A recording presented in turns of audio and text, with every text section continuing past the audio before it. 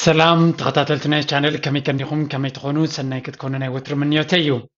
لومي حنتا قداسيت أرستي بفلاي دما نتوم ولدي الزخونا تتنكف ياخد كون زيادة دما نتوم ولدي زي كونكم دما نهرج ولد دختكم سلو زخونكم ناغاتكم ون كتكون تخل أرستيا أبزلو من ريو أرستي قليو بزي مستوعال قليو دما صبوغ قبر اللخو إنابلنا نقاقيو أبات عبابيا قلعو زقبر جيجاتات ندحر قصيلهم دما نصبح نقو عبس مبرات عبتهم قلعو كون زغيليو زبال كوار استي حيزة غريبة زلهو كساب مودات أنا زا فيديو كسمعوا برقص كتحساسبكم رديتكم قرب دما تشيك نخنقبر كتحقزانات خليا كاب مجمريا لايك باتن رموا نفكالوت من تان كتباتح كساب مودات دما تسميمكم كتسمعوني بتعتنا يحتت مالتيو. So, let's go to the point now. أبزي جزيزي ويكا أبزي معبول عالم بفلا معبول عالم تسوليدون نزول ولا دخن رخلنا أبكلت درجة كم مغلون خلينا بغلل زبالة مالتيو. زي جي كلتيو عينتون نتصبغ قبرالو ناتا بحالي زقبرنبر ورايلو نولادو كحاسيل زبقس ولادي بفلا يدما حبشا ولادي ألو إلي أي أمني زبزح ولادي تزبلت نودو نقالو كقبر يوزفتن تي intention تتبقسو كل جزء نتصبغ نقار يجن سأم مستوعال سأم فلات جيجاتات كقاتم يخليو so حجي انت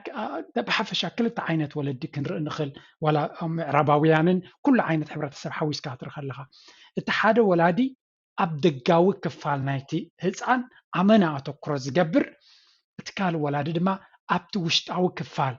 أبا أمرو أبتعنو أبتو وشتاو قدايو مور أتوكرو زقبر ولادي نرئي مالتيو so قروب ملكتات ناتهم كنري مجمريا أبتي قداماوي كفال نايتي هزعان أمنا أتوكرو زقبر ولدي كما يمثل ملكتهم كنري زوم سبازياتهم أب كدان أب صغري أب جاما أب تكوتاس بقدام زرئي أمنا أتوكرون ኢንቨስትመንትን ክገብሩ ትሪኦም ኢኻ ኣተኩሮ ጥራይ ዘይኮነስ ገንዘብ እውን ብብዝሒ የፍስሱ ዝጅንታዩ ኣዝዩ ብሉፅ ክዳውንቲ ማርካታት ክዳውንቲ ማርካታት ቦርሳታት ጫማ ማርካ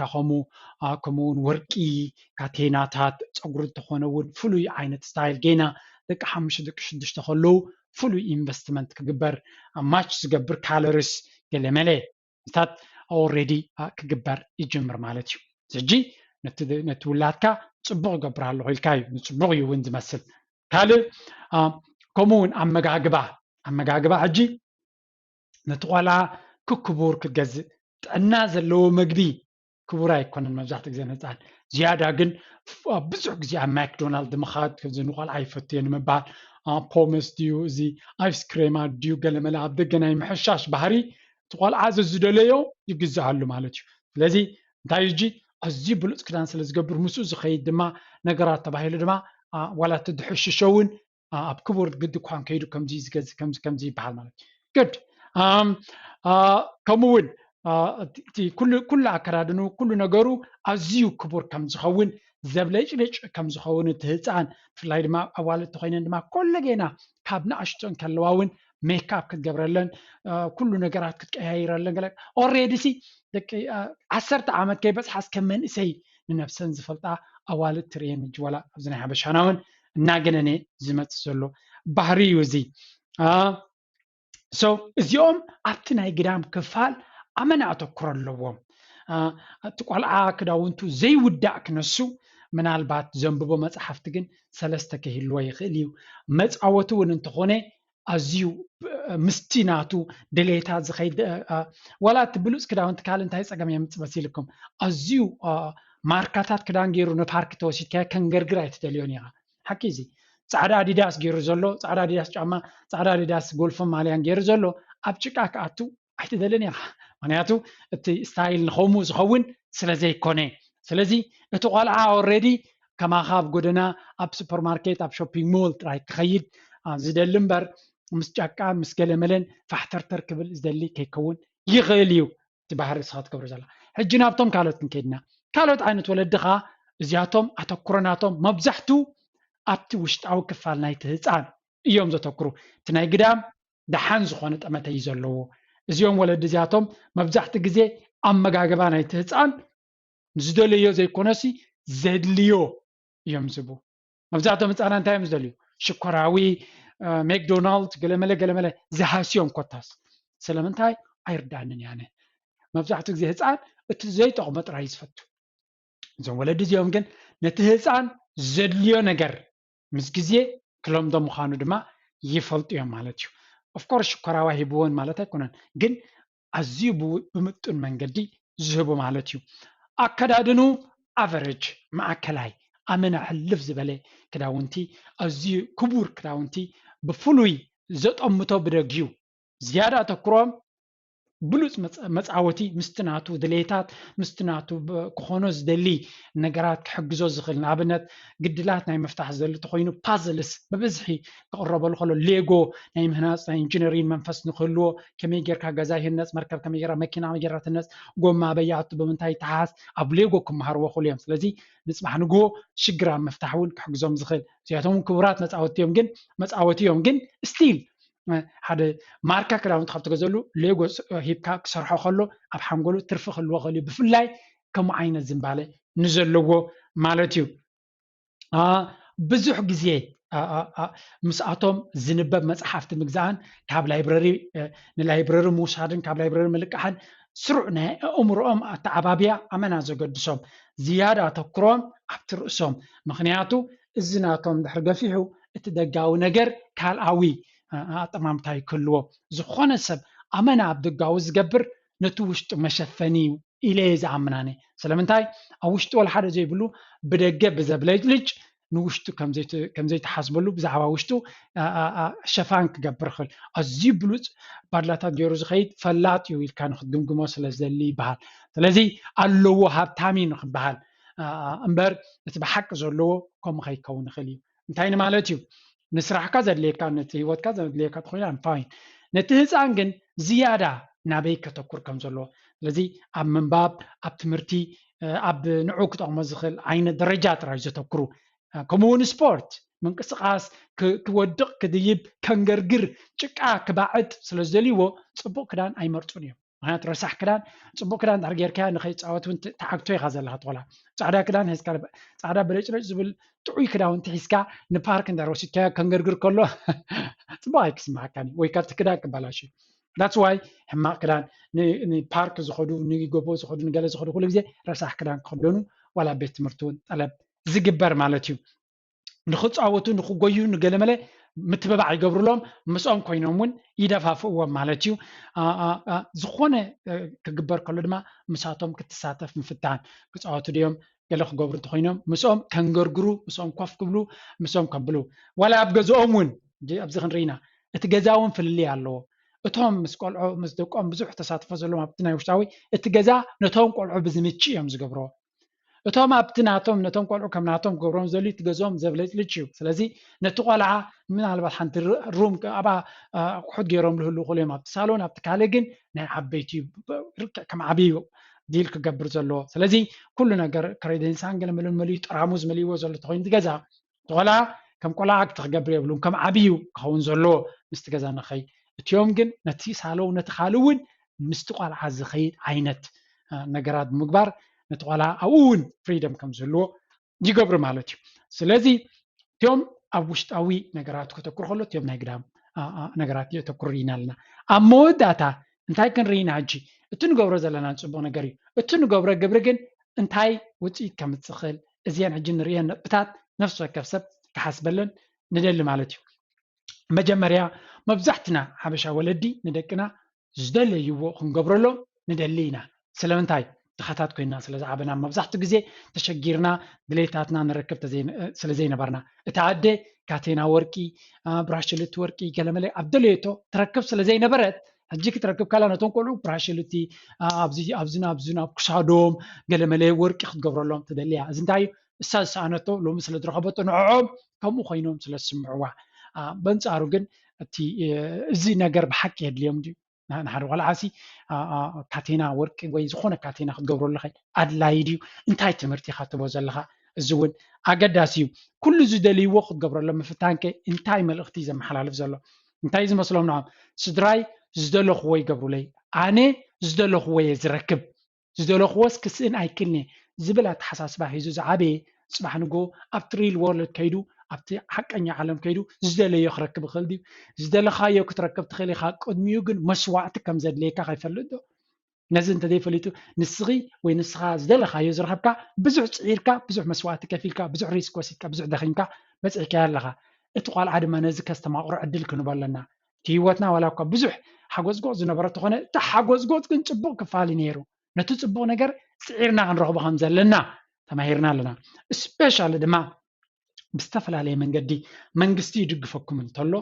ካብ መንግስቲ ደገፍ ረኺብኩም ነቶም ቆልዑ ድሌቶም ትገብርሎም እንተለኹም እዚ እውን ዓብ ጌጋ እዩ የስ መሰረታዊ ዘድልዮም ነገር ክትገብረሎም ኣለካ ገለገለ ክፋላት ግን እቶም ቆልዑ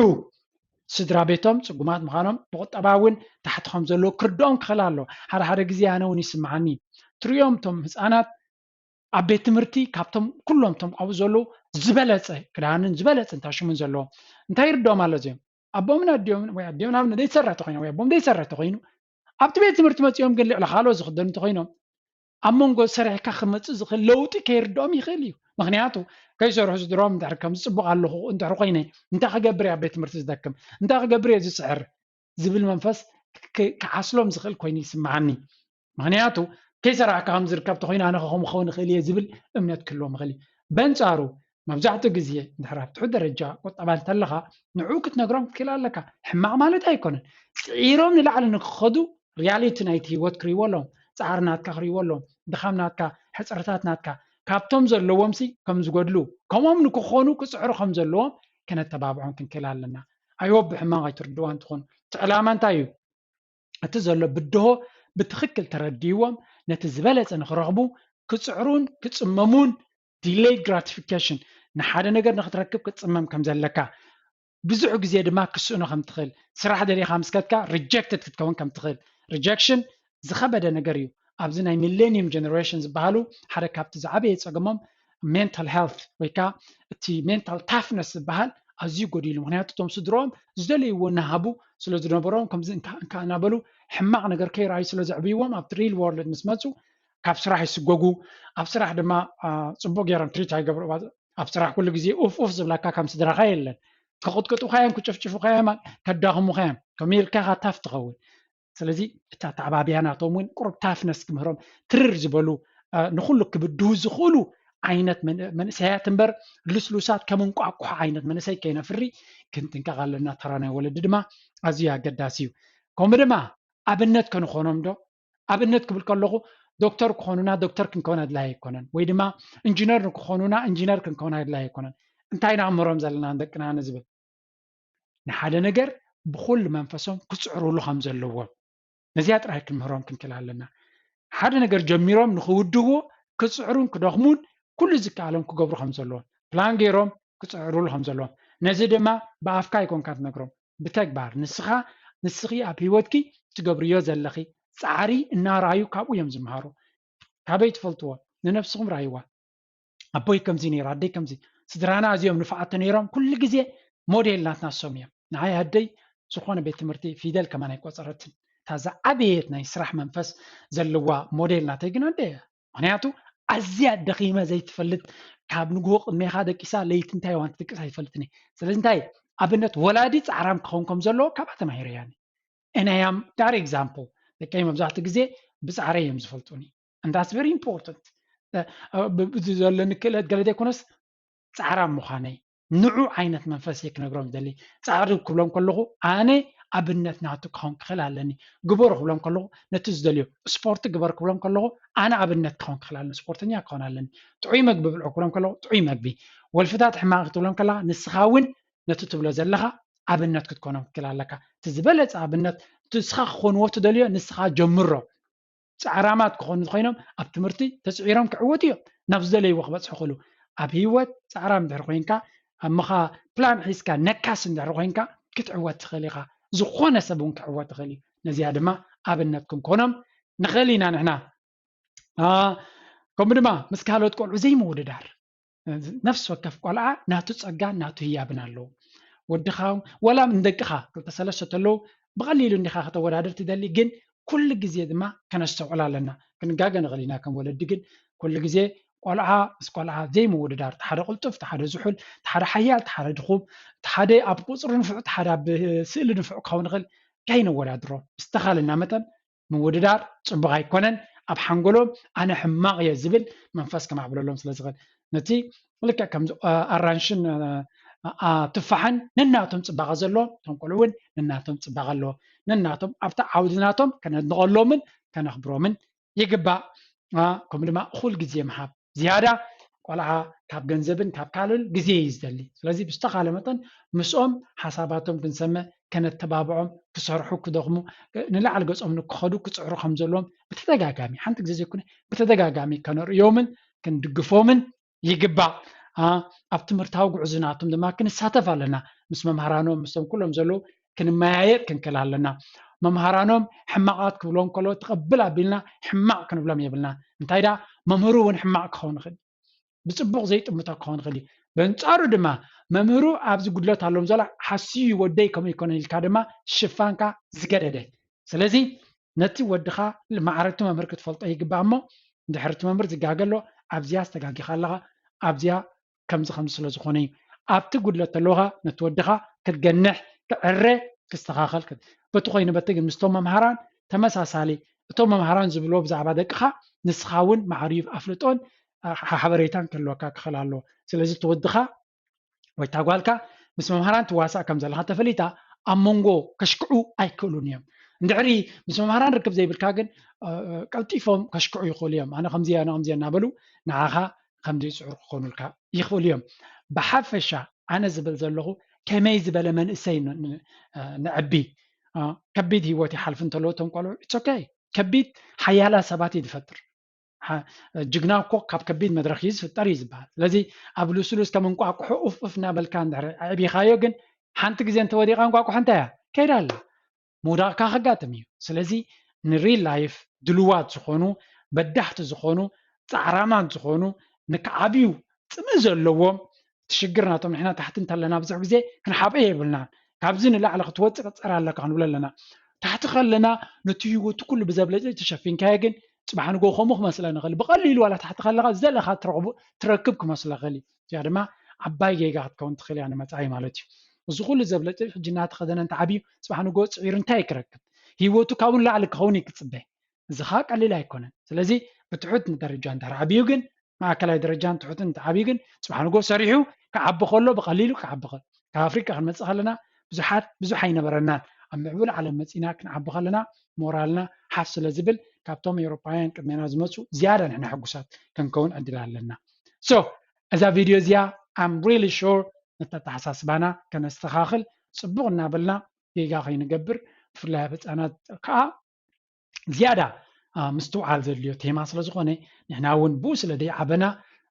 تمكرنا قبر كام خاديو أنا بلوس أبو وي بلوس ولادي إليكم كونغن أنا